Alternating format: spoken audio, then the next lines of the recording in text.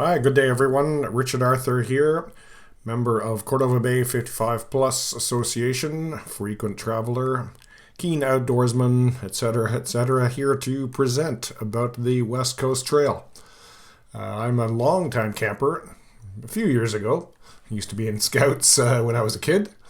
I remember things have changed quite a bit since back then. For example, our equipment is way better now. I remember back then we had our Champlain tents, all canvas, no CM netting. You could watch the mosquitoes just pole vaulting in. And you needed 5 perfectly placed trees to even pitch it. And then if you touched the canvas at all while it was raining, you just had a rain shower in your tent. Anyway, let's talk about the West Coast Trail.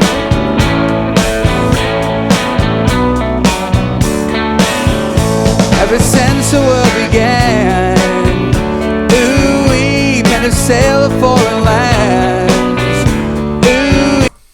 All right, thanks to the Hoodoo Gurus for waking us up. The West Coast Trail. This is an iconic and world-renowned hike. It's very remote on the West Coast, rainforest, coastal walks.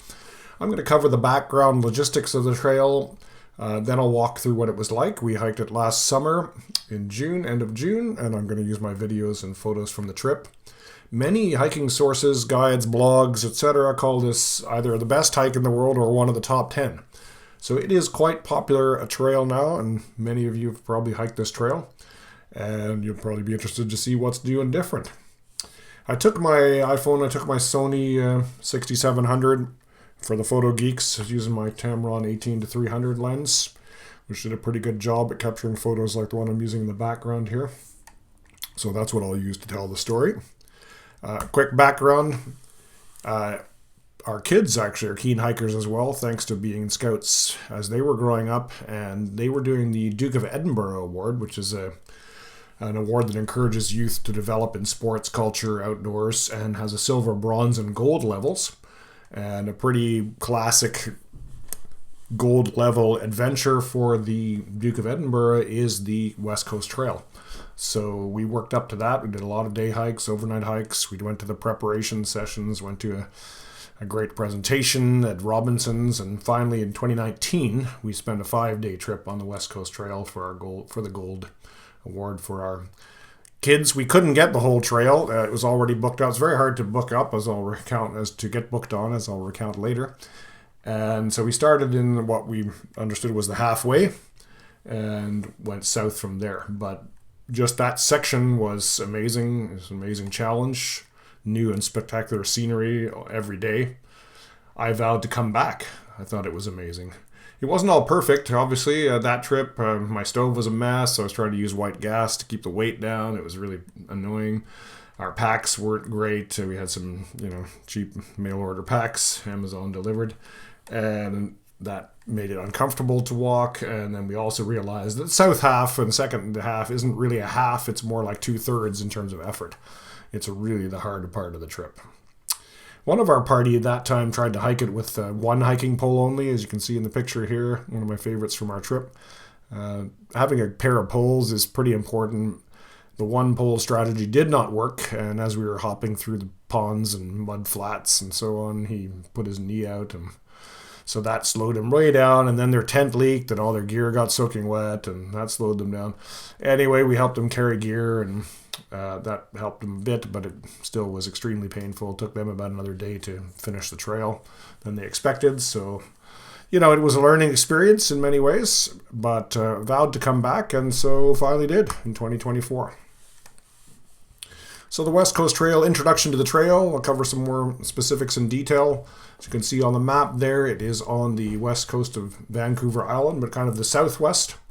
And from Victoria, sort of 3.5 hours, 4 hours, we took a shuttle. We drove up via Port Alberni to near Bamfield. We had booked to hike the trail southbound, so we started near Bamfield. And you can see from the detailed map, it's near Bamfield. You hike all the way along the coastline, pretty much down to finally cross at Gordon River to Port Renfrew. The trail originated as a life-saving trail for coastal shipping. It made part of the Pacific Rim National Park, which was founded in about 1970, and it was based on a trail then that was already there, and I'll explain a bit more about that. The trail is 75 kilometers, but it sure feels like a lot more, and when you run a GPS, you get numbers more like 90, 100, and even more.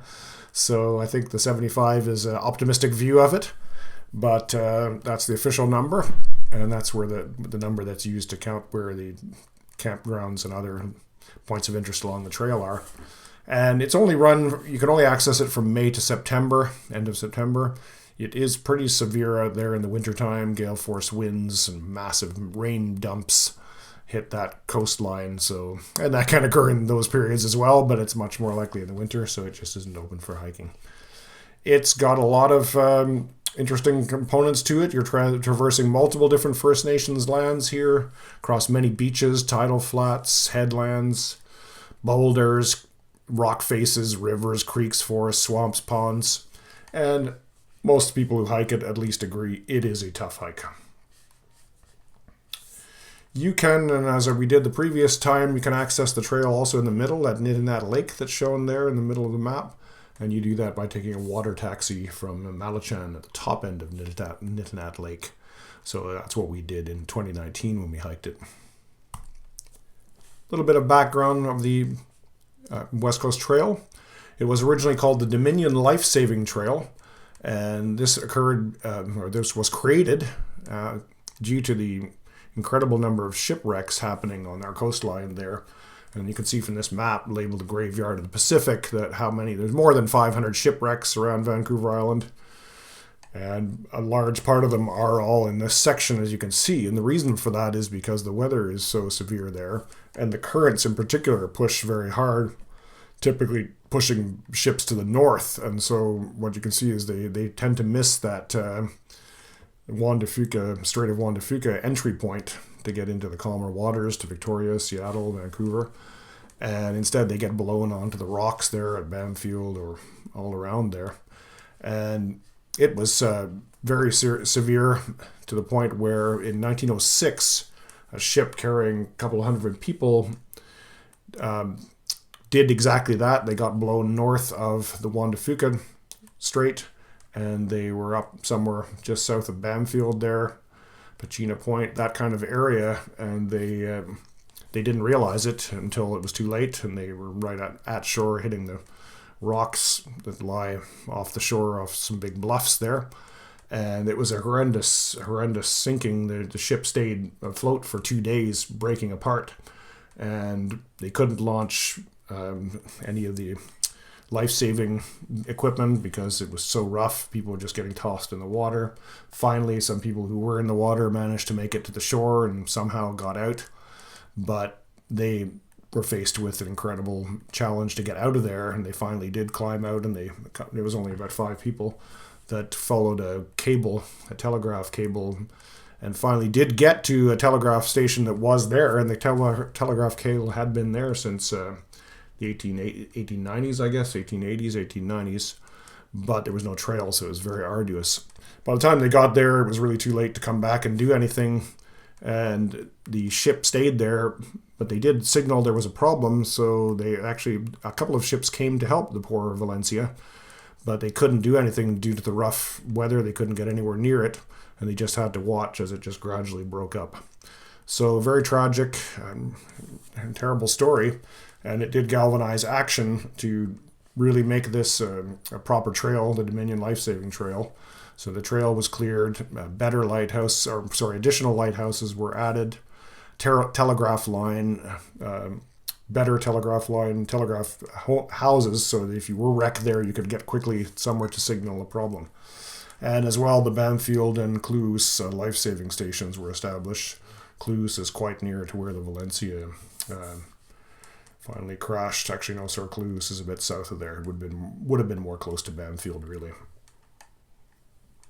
So a terrible story, but it did bring us the Dominion Life-Saving Trail, and that trail existed for many years, thanks to the work of, in particular, one specific man called R. Bruce Scott, who lived in Bamfield from the 1930s, did an incredible amount of research on this area and published a book around the graveyard of the Pacific and all the wrecks there, and really was very active towards trying to get this land protected and to create this trail.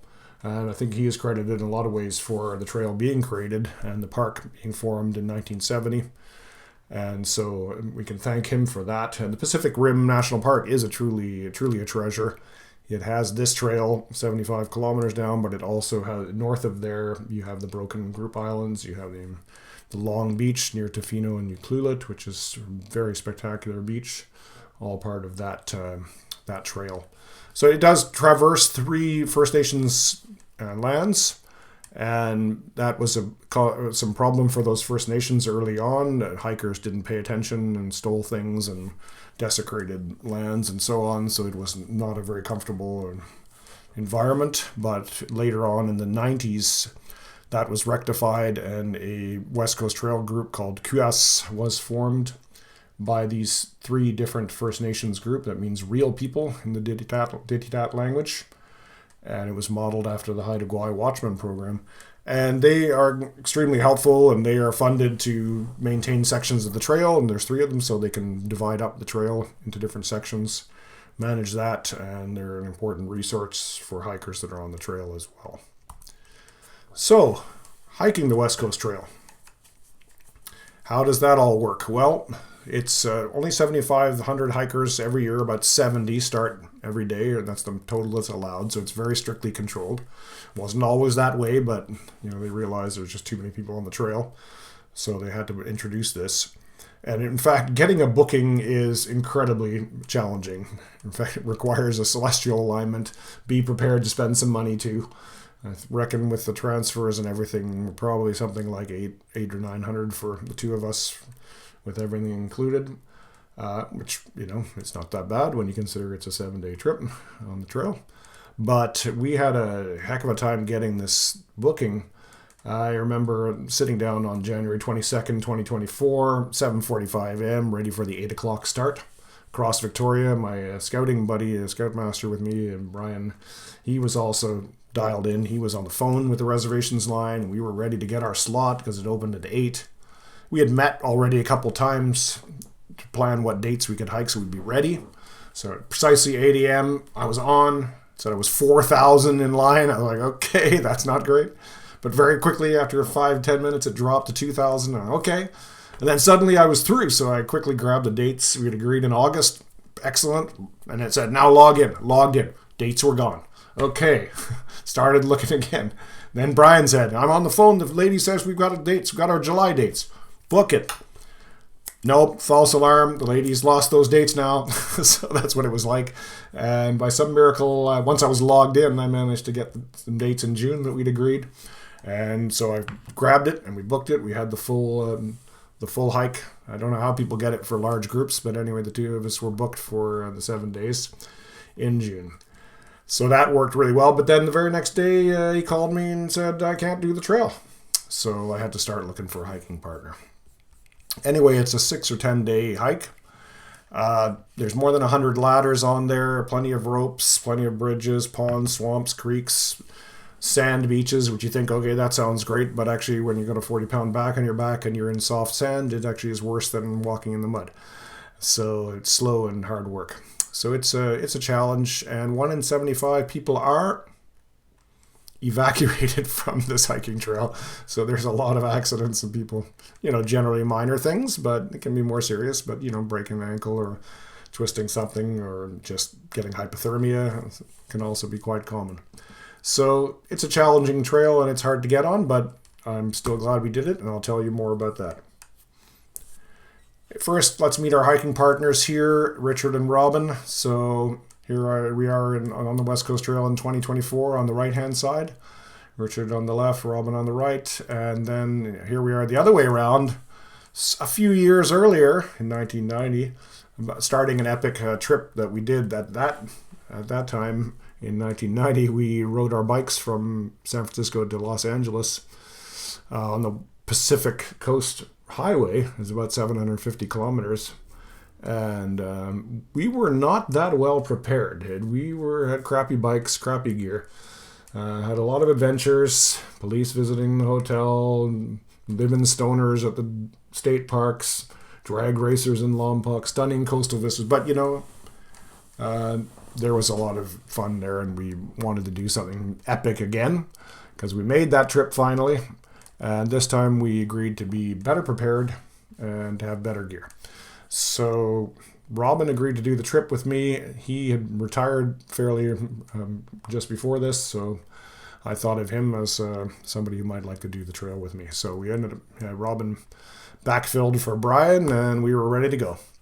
So in June we left, taking the West Coast Trail to start our trip. And when you're doing the West Coast Trail, you've got to think of a number of things. Here's a little short list there. How are you going to get there and get back? Maps and communications. So we agreed to, or I offered to, bring my InReach mini communicator. So that's good in case you have an emergency. And there is some cell service, especially in the south part of the trail, but it's spotty. And we picked up the maps. There's an excellent pair of maps. We got those from Robinson's in Victoria. And we planned the full 7 days. Some people try to do it in 6 days. So we said we'll do the full 7 days, which is recommended. 6 nights should give us ample time. So we took a quick look at the expected campsites, but we weren't too specific about which ones we need to be at. We looked carefully at our clothing, food, and gear. And we said we would, bring only lightweight stuff, and we packed only merino wool and polypro, polyester. No cotton at all. Obviously, tried to get good Gore-Tex for rain gear, hats, all that stuff. Food, we tried to just have freeze-dried for our dinners, and then we made a breakfast and lunch, carrying lightweight food, typically oatmeal for breakfast, and then more of a mix of lunch stuff. And that worked out well. The freeze-dried can be lightweight. It can not always very good, but once you've had a freeze-dried chocolate pudding or an ice cream at night after a long day, you are not doing badly. You're enjoying your freeze-dried. So the pack should be no more than about 20% of body weight. So we should have been 35 pounds.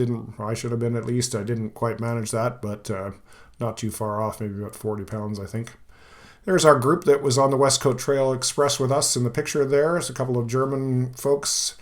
Some girls from Vancouver, I think. The one I think was from out east, farther east. And another guy from Vancouver. And me from Victoria, Robin from California. So it already started the camaraderie chatting on the shuttle bus there on our drive into the site.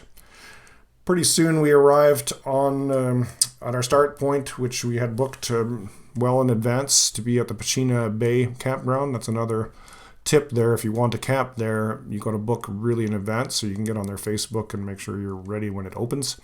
And we had booked a site there so that we'd be ready, and it is right next to the West Coast Trail check-in building that you need to be at to get your an orientation before you set out on the trail. You're not allowed to go on the trail until you've had your orientation.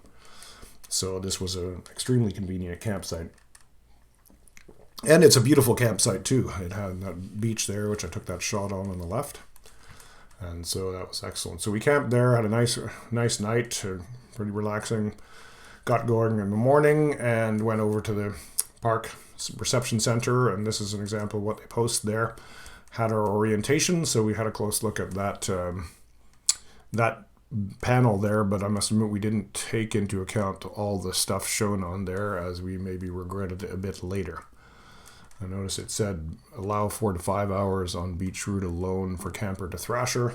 Didn't really understand the relevance of that until later. We'll come back to that. So we started our hike. So day 1, we left Pachina Bay and heading towards, actually we weren't sure which site we were going to go to, but we ended up at Socois Creek. And actually, when you start, the hike is quite a gentle hike, as you can see from that left-hand picture. Really looks like a walk in the park there. But pretty soon the ladders start, and you got a few ladders. But actually, that whole first day is pretty optimal hiking. Really nice. It was sunny that day, just a little mist around, just about perfect weather for hiking, not too warm. And so we were having a great day. First scenic stop was the Sea Lion Haul Out. So this is a really spectacular spot. There was 2 full pods of sea lions there, one we're seeing here in this picture. with a big male in the middle there, and there was another one off to the left. And these are Stellar's sea lions, which are one of the two types we get here around Vancouver Island, California being the other type. And Stellars are impressive animals. They're large, they're kind of tan brown colored, and they are named for Georg Wilhelm Steller, who was a German naturalist on the Vitus Berings exploration of what was then later named the Bering Strait, Siberia to Alaska, back in 1740s. So Georg Steller described them at that period, at that time, during that trip, and therefore they were named after him, Stellar's sea lions. You might think about another animal that was named after him that we have around on Vancouver Island. Give you a moment to think about it. Now that's the Stellar's jay. So we got the Stellar's jay, which is a black-crested, blue-capped, light or dark blue-capped jay bird, which he recognized actually a painting of a blue jay, so he thought it was a related bird, which I think it did turn out to be. So that's the Stellar's jay, which we do see also on the West Coast Trail. So it's a little bit of view of the sea lion haul out.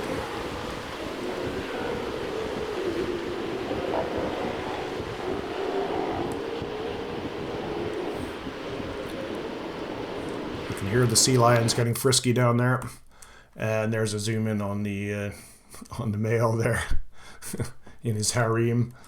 They can weigh up to 800 kilograms, these males. As you can see, the females are enjoying themselves lying around. I love this one down on the lower right here with his smile on her face. So that was a beautiful spot to check out. We kept on walking along the coastline here, really ideal conditions. Nice sandy beach. We were loving it. We took a little break for lunch. Break time at Michigan Creek.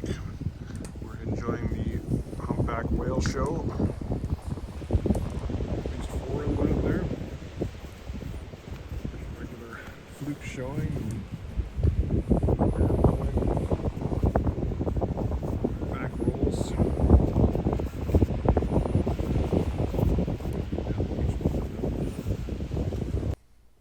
So after the sea lions, we had the gray whale show, and that was pretty great as well. In fact, they were just all along the shoreline there.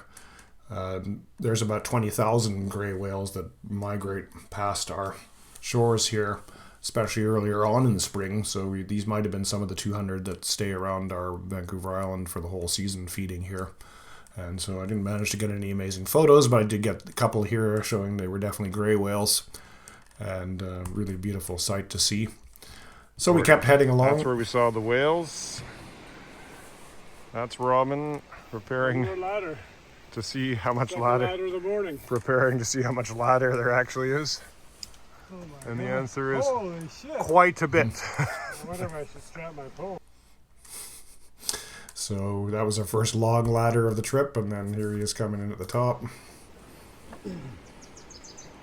Watch your pack on the edge of the. There you go. You're good. Good.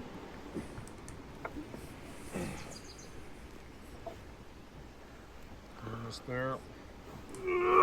See, the decent friend would be over there to give you a hand. Nope.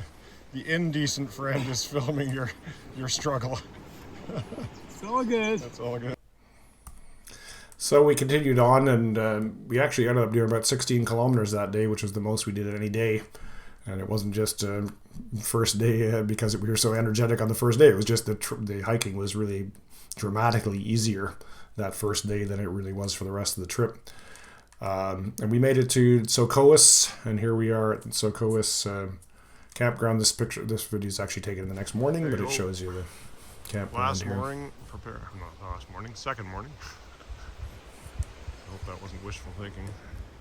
Preparing to depart. We are at the Socoas Creek camp. Has been an excellent beach camp. Tons of driftwood to make furniture. We had some neighbors there, but really not much in terms of forest camping at this site. An excellent whale show last night. So that was a little view of Socoas camp, and we were heading out that morning, packing up to go to Susiat Falls, which is still along the north part of the trail. And at that point it stayed dry, which is much nicer when you're camping on sand. Wet sand has a tendency to stick to everything. If it's wet, maybe it's better to go into the forest. That's why I was commenting there's no forest camping there. So we set out and started along our way there. From Sokois, you go into the headlands and you start going down the trails there. And now they're a little more rugged than they were at the beginning, but there is still some beach route there. This is by the Valencia Bluffs on the right-hand side here.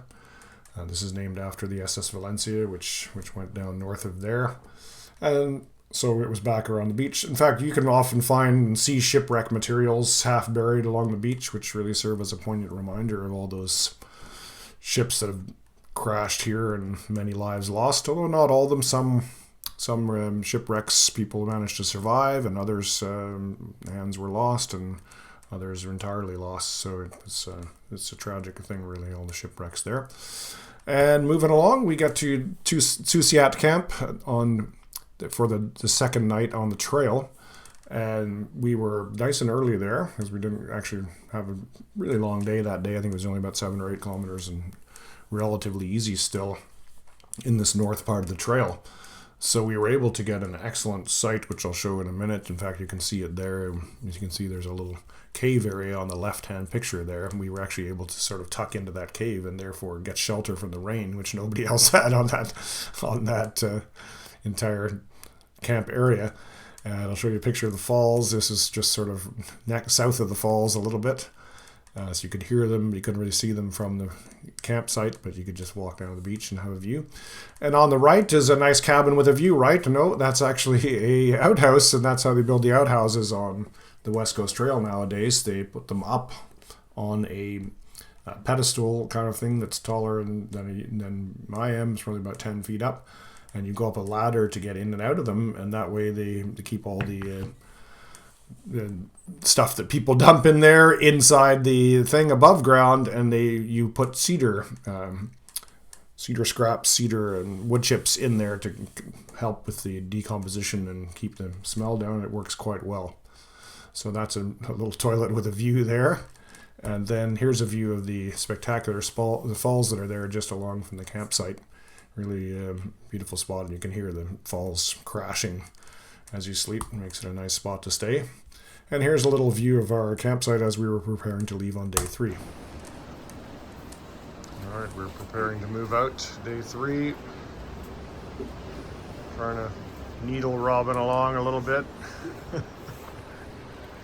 And the rain has come and gone this morning, it looks like. I was waiting at the rain. You're waiting at it. Good. All right. Oh, there it is over there. You can see the rain in the distance.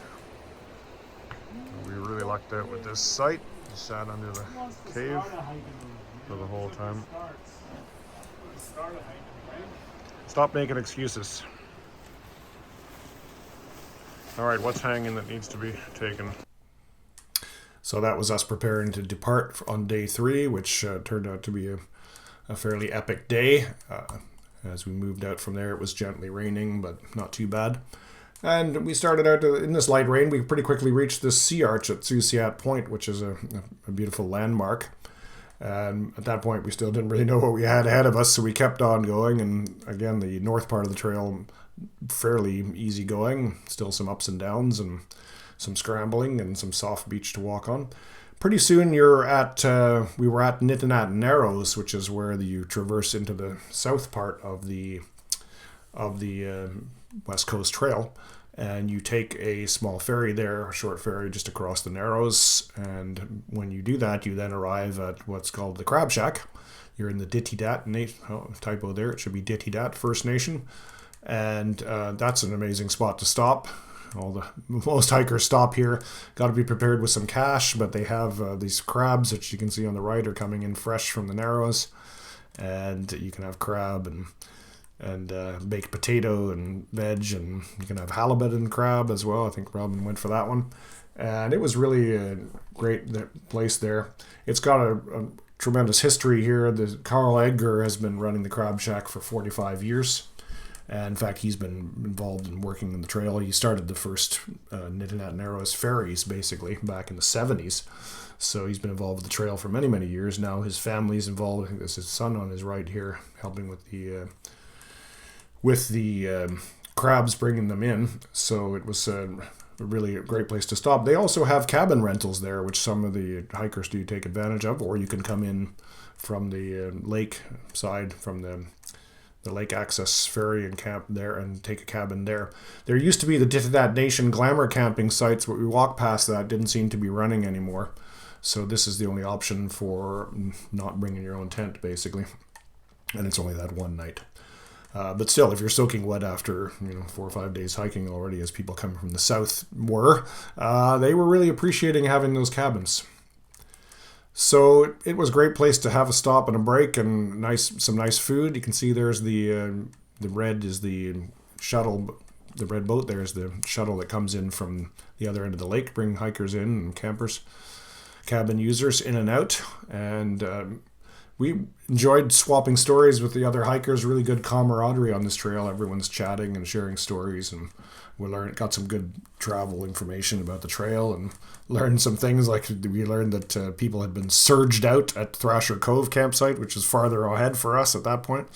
And we didn't even know what that meant, but we learned it meant that the tide came up and flooded people's tents, and then all their gear was flooded and some lost, and they had to be evacuated. So that's another way you can get evacuated from the West Coast Trail. Apparently, you can be surged out. Just that very morning, a hiking group had come in from the Dididat First Nation at the top of the lake on the boat shuttle, and they had got 45 minutes down the trail south, and one of the hiking group man slipped and broke his arm. So his hike was over 45 minutes into the hike, and just evacuated him back on the boat. So that can happen. Another group did what seems to happen regularly here. One of the people in their party, in fact the wife of the family, said she'd had enough and she wanted to leave, so she took the ferry, the boat shuttle out of there, and a little while later on the family realized that she'd taken all the utensils. They only had one spoon between all 4 of them. So that was another example. We had a few examples like that. We were swapping these stories, and then this man in the ball cap here got down on a bended knee, and he proposed to his fiancée there on the right, made his fiancée a fiancée by proposing to her right there at that picnic table. And so it was a very moving scene, and everybody was charmed by that and taking pictures and congratulating the couple. So we maybe lingered there a little longer than we should have, because then we moved out and we kept on going, and we were determined not to slip on that boardwalk that made that man get evacuated earlier on that day. So we took it a little slower and easy, but after only a short time, we were at this coastal village, or former village, called Cluse. It's written there in Titidat language up at the top there, Toulouse. And this was an important First Nations village at one point. It was an important point for this nation to gather things from the sea, because it has sea access there, and it isn't wrecked by having a rocky bed offshore there. And also it then did get settled by Western settlers around 1900, who built a whole community there. Eventually there was a village. You can see it a little bit in the pictures below and above. The village with a school, and there was a cannery for work, and it actually had a few hundred people living there at one point. Some real estate person had sold them these things. Very inaccessible spot. It was only served by small boats coming in off steamships very occasionally. So it wasn't ideal. It turned out to be an okay location during the rum running period in the 20s. People could serve the rum running ships. But in fact, the World War I and World War II pretty much decimated it. There's nothing left here at all in terms of people living there. Nearby, there was the Chez Monique Cafe, which many hikers will know about or remember, but even that's not running at the moment.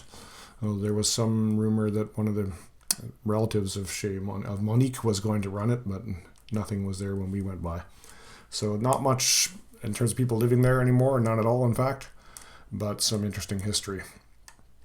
So now we're about 7 p.m. on day 3, so I'm starting to get a little bit worried that we're going to have to hike in the dark, and it's wet, and we're inland, so because we're so late, we missed the tidal cutoff. And what that means is, instead of walking on that nice easy rock down on the bottom, you got to go up through the headland. And the problem there was, in this stretch, not many people had done that, so you had a very overgrown trail there. Sometimes we weren't even sure we were on the trail. Felt like we were bushwhacking. So this was slowing us down more. So this was about and because of the way the campsites are laid out, this needed to be about a 17-kilometer day. But this 17 kilometers was quite a bit harder going than the one we did on day one. So it was taking a lot longer. So I was getting pretty worried. So my stress built, and I took it out on my hiking mate, but quickly learned that reminding Robin that how late we were getting, could we go any faster, that didn't really help. In fact, I had to shut up about that and just get on with it. And so we did, and eventually we did get to the Cribbs Creek campsite by sometime around 9. It was dark, getting dark. It was pretty much fully dark by the time we got there, and a little bit raining. So with our headlamps, we rigged our tarp and we made some food, and we managed to get into bed by about 10:30, which really wasn't too bad. So this is Robin leaving the campsite, so it shows the campsite in the back right-hand side there, and some of those poles were very handy for stringing tarps up to when it was raining. And so it turned out okay in the end, and day 4 we then left Cribbs Creek to head to our next destination, which we were planning on getting to Walbrand Creek that day. So here's where I'm reviewing what happened. All right, we were day 4. Get up and everything was wet, but at least it's dried out, and the weather a bit gray though, not too bad. And we were heading off Cribbs Creek to go and do Carmana Point, and then we'll be heading over to hopefully Walbrand Creek for a stop. We have heard the creek is passable, so we're heading that way. Pretty late night last night. We got in at 9 o'clock at the campsite, so setting up in the half light, cooking in the dark and the rain. That was an interesting test. Big issue at the moment is the stove situation. The stove kind of fell apart on me. So yeah, I mentioned there that a new stress had come upon me, which was that the primer pan assembly of my stove came apart, and I had to kind of hack it back together, and the wick seemed to be broken. But anyway, it turns out you don't really need a wick for running the butane, so it's probably okay with that. Anyway, that was a stress at that point. I hadn't tested the stove again and was hoping it would work because we didn't really have an alternative. We brought the lightweight pots with us and it was going to be hard to cook anything on an open fire if you could even make one, and some places you're not allowed to have them anyway. So we continued along, heading towards Walbrand Creek. We found some really beautiful rock formations and sea stacks there, like you saw in the background of the video, or now you see in the foreground here. And eventually it culminated in a pretty big climb up to the Carmana Point Lighthouse, and that's a really beautiful spot. You can see the lighthouse on the left-hand picture in the background there. Looking back up to the north, we had actually come to it from the north, so we came from the other side, and we climbed up a bunch of ladders and arrived there. And on the right-hand side, there's a view of the lighthouse. It was established in 1891, but this particular lighthouse building was built in 1920, and it's in operation. And there's a nice little spot there with a bungalow and a little garden and stuff. But apparently, in 2024. They announced that the lighthouse was seismically unstable and it would be destaffed. So in actual fact, there's nobody living there anymore, which is a shame, as it is a pretty beautiful spot. And it could be a spot that campers could get help if they needed. Hikers could get help there. So that's a change that just occurred. I should mention that there are the First Nations Guardians do maintain some guardian huts along the way, so there is that as a possible help if you really need help by somebody along the trail. So that was Carmana Point. We headed out from there and continued along, and these sea stacks along here were really great. There's this really beautiful one here, and I was just photographing it with this eagle on it, and it looked really spectacular. And we continued along the way. We saw an otter as well just after that, and we were taking pictures, and so there was whales offshore, and it was all really West Coast beautiful. And we started chatting with some other hikers who were just along ahead of us, and it turned out they'd been photographing this very same sea stack here. And they said, oh yeah, we saw the eagle on there, and we were photographing it. And it was just an amazing photograph. There was a eagle on there, and when they photographed it, there was a sea lion also out on the rocks. And then while they were photographing it, the gentleman said, I was photographing, and a whale tail came up in the background as well. You can believe there was a whale tail photobombing his photo. So you had this incredible West Coast. All we were missing was a bear. Just then, there was a incredible commotion as some hikers came running down onto the beach. They'd come quickly down the ladders that were accessing the beach at that point for those who had taken the inland route. And they were screaming and screaming, "We were chased by a bear, and we tried to make noise, we tried to get big, he wasn't paying attention, he chased us down the trail," and oh my God, they were freaking out. And so this family did their best to calm these hikers. It's okay now, you're in a large group, the bear won't come after you, and it's all good, and then you're safe anyway, the bear won't come down the ladders. And just then the bear came down the ladder right in front of the whole group, and they all just stood there in awe and watched this bear come down the ladder. But the bear just came down the ladder, he looked at them, they looked at him, he looked at them again, they looked at him, he looked away, and he just walked off down the beach. I think the bears out there, they learn that hikers are around, and they don't just want to ignore them, basically. So that was quite an amazing West Coast story there, all that wildlife seen in one spot. We continued along our way towards Wallband Creek, and we were actually making good time that day. It wasn't too long a hike, and we arrived just at the right moment to get around this final piece of rock here. As you can see, the waves are coming in there, and what happens is this is how the tidal cutoffs work. Once the tide comes up another few feet, you're just flooded out in here. You can't get around that headland unless you just wade and eventually swim. So our timing was good for that. And we arrived just before tidal cutoff, which turned out to be about an hour from the high tide at Wallbrand Creek. So now we've got to ford the creek with our gear. Good news is the campsite's on the other side, and I'm liking the look of that. Yeah, campsite was just there, and there was no one there yet, so that's always fun. You get to choose the best place to put your tents. So we forded that creek there. The current wasn't too bad at that point. That can be a problem there. Previous time we hiked it, we didn't take that creek because we saw a person getting pushed down it with their pack on, effectively swimming, because they hadn't made it across. So when previously we'd stayed on the boulders lower down as the water level was lower. But Robin and I were able to traverse this. It was just over waist deep, so it wasn't too bad. And then we arrived at the campsite. So that is a truly magnificent campsite. This is the most beautiful campsite on the trail that we felt anyway.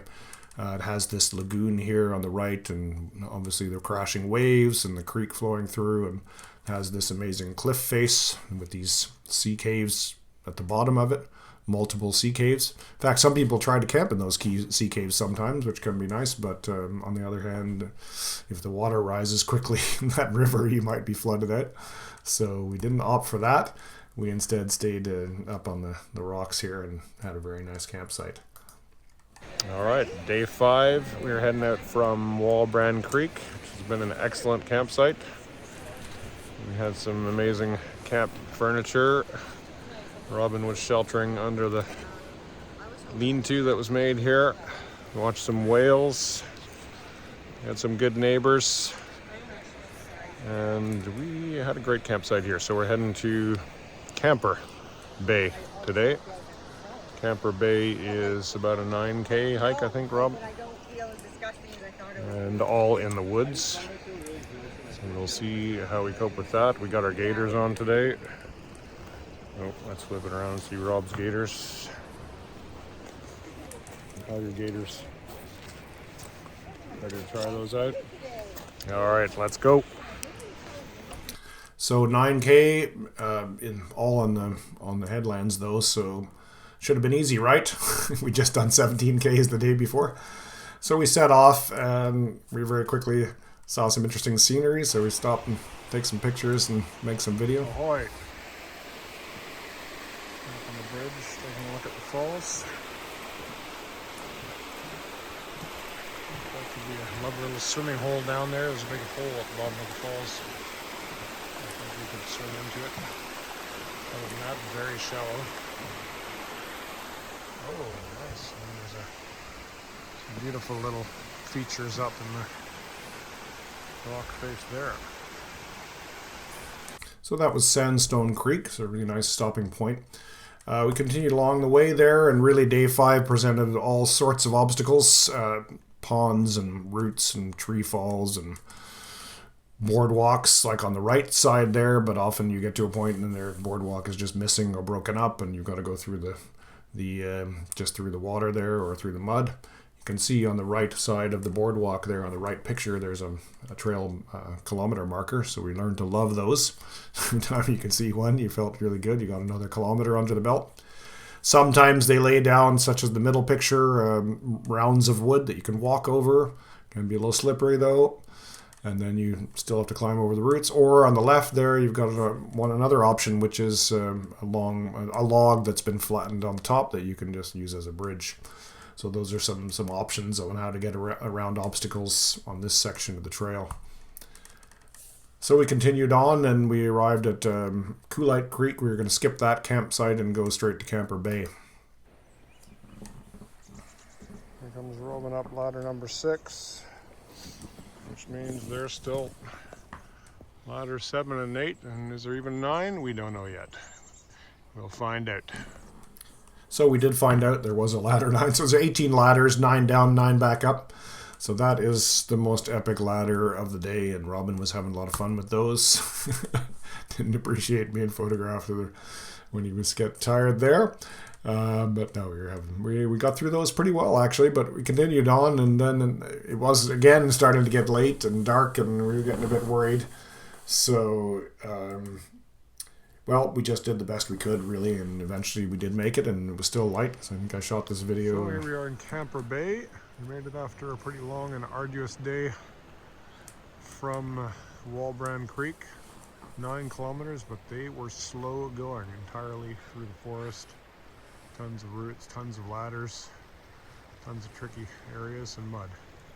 So there's the view back to the campsite, separated by a gravel bar from the sea, so it's protected. And it's on the Camper Creek. So you can see the First Nations Guardian hut there in the background, and also on the right you can see that's the cable car lines there. The first thing you'll have to do when leaving this camp going south is take the cable car. And those were fun. I didn't really show any cable cars in this presentation, but it sounds like a nice way to traverse, and it is better than waiting. But they can be quite hard work. Some of them have quite an incline. You've got to pull the cable car up to get out of the river crossing. So yeah, good way to cross, but it does take some work. So day 6 is it turned out to be an interesting day. Day 6 we were moving from Camper Bay, intending to get to Thrasher Cove. In fact, that you have to go. There's no other campsite in between Camper Bay and Thrasher Cove, but it's only 7 kilometers if you take the seafront route. However, we were warned that if it was wet, we should be wary about taking it, and we also were warned about the boulders at the end, but we felt like we had the time. We got an early start, and it was only 7 kilometers. So we started off. Just arriving at the last beach walk section. Following some folks from Edmonton who just dad and kids. Heading out onto the low tide. They're heading down to the beach. We're going to go this direction. Just completed about 3K through the woods. Pretty reasonable. There was still roots and mud to clamber over, but not like yesterday's extensively muddy routey and laddery route. All right. Statement? Oh yeah. What happened there? Zoom in on that. You are very on trend, man. Going in, and it's raining. I guess you probably can notice that in the video. So Robin's gear was falling apart. Luckily, it was day 6 already, so we only had one more full day after that. So this is an interesting route here. Last time I'd done this, we couldn't do it because of the tidal situation. This time, we thought we could do it, so we went. You do get the big bonus of staying on the flat instead of going up over one of the highest points on the trail. And also, it has a spectacular set of sea caves, which we'll see in a minute. You are warned about the surge channels along this route, so you've got to pay attention.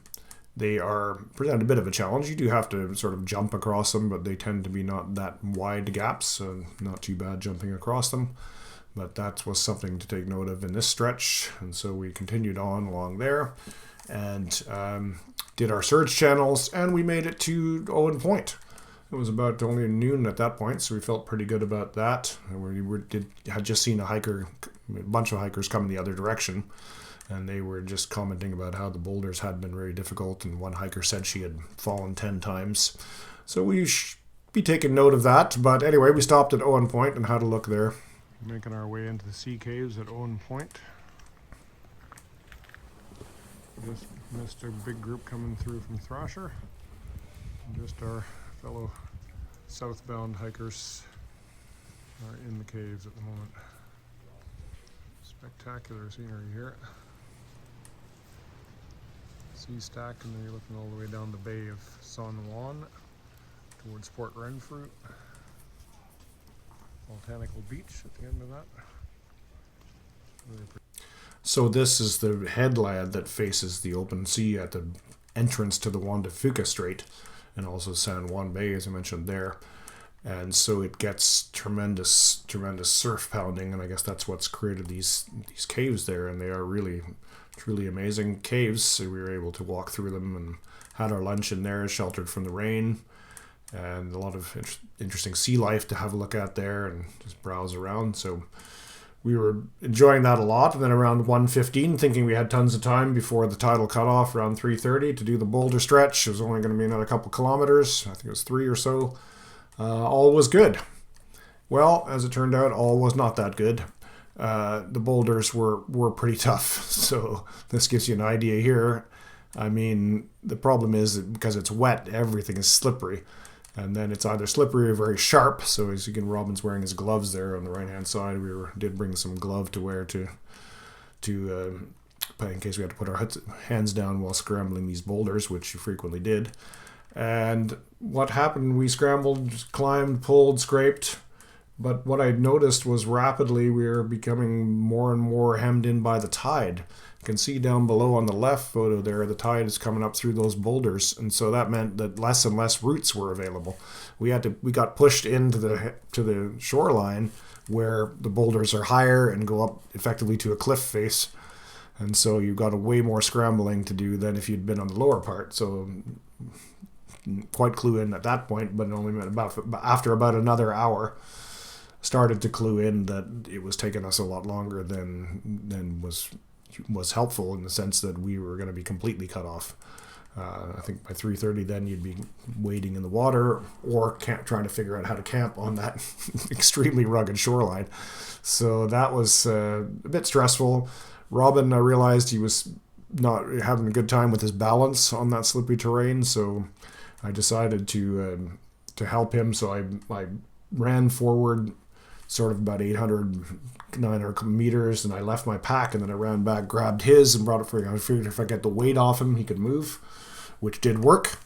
So I did that a couple of times, and I'm still wondering where the campground is. Now it's like 3:15 or something. And just that moment, on the third time I did it, I came around the bend, and there was the camp. So it was a very arduous stretch, and really we underestimated how difficult it was going to be. But after about 3 hours through there, I think we arrived cold, exhausted, but we made it. And that's a picture from our previous trip, because I didn't take any at that point. I didn't feel like doing any photography. I was very sweaty, wet, and cold because it was raining this time when we were there. But this picture shows what happens at Thrasher Cove, which is it gets very busy because it's the confluence of everybody coming in and everybody going out. Almost everybody doing the trail ends up camping there, whereas the other campsites are a bit more dispersed, so you don't get everybody in a specific campsite. So the tents go right down to the tide line. We got there, it was full, obviously, because we were late. But luckily there was a forested campsite, and someone highlighted that to us. Hey, there's a site up there. So we went there, and that was great. We rigged our tarp up. We were able to get under the tarp, and once you do that on a day like that, you're okay, because then you can get the stove going and hot drink and whatever. So we did all that, and got ourselves back going again with some hot drinks and some food, and in the end had a nice night there. A lot of camaraderie, chatting with the other hikers around the campfires, like that English family we'd met earlier, and turned out to be a nice night. This is so it's not a great campsite. Always busy, but also there always seems to be a barren area sign when you get here. Maybe it's no wonder because it's the only flat stretch of beach for miles around. And weirdly, because it's now facing Port Renfrew, due to the upgrades in cell service now, there's actually very good cell service here.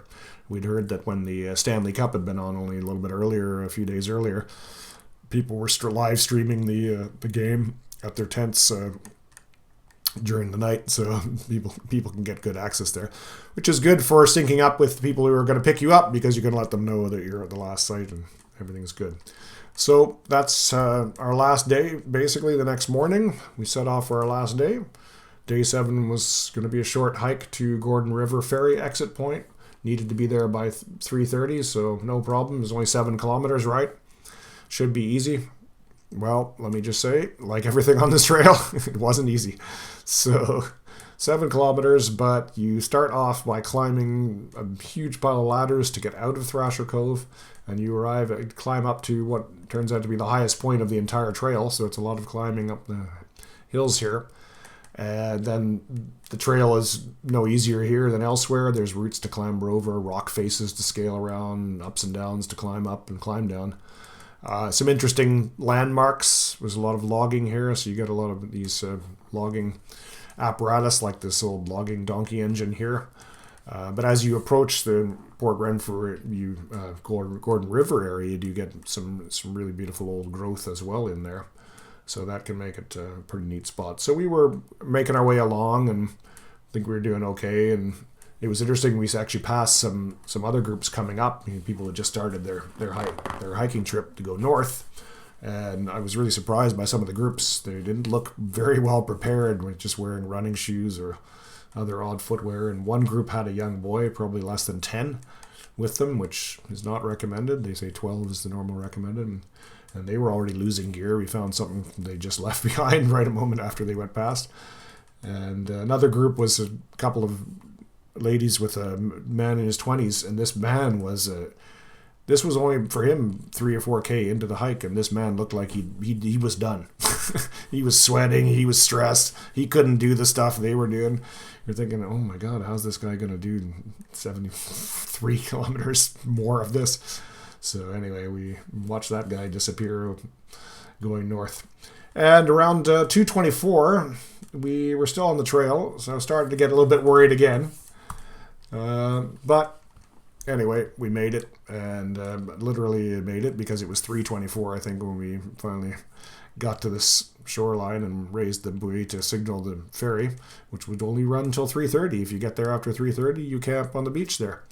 So anyway, we got there, and we managed to get the ferry, and we managed to get back across the Gordon River, walked up to the West Coast Trail reception at the Pachina Bay campground, and we checked out. That's something you need to do to tell them you're off the trail now.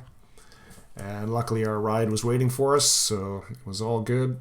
We were able to get connected, buy something to eat and drink, and get our ride home back to Victoria. So we were tired, but we were happy and proud of our achievement, having made that epic trail. And in the end, no injuries, nothing badly broken or anything like that. Our gear made it, so really, it was all good. A spectacular trip. So that's the West Coast Trail. Hope you enjoyed the presentation. And if you have any questions, I will take them. Please leave them in the comments below.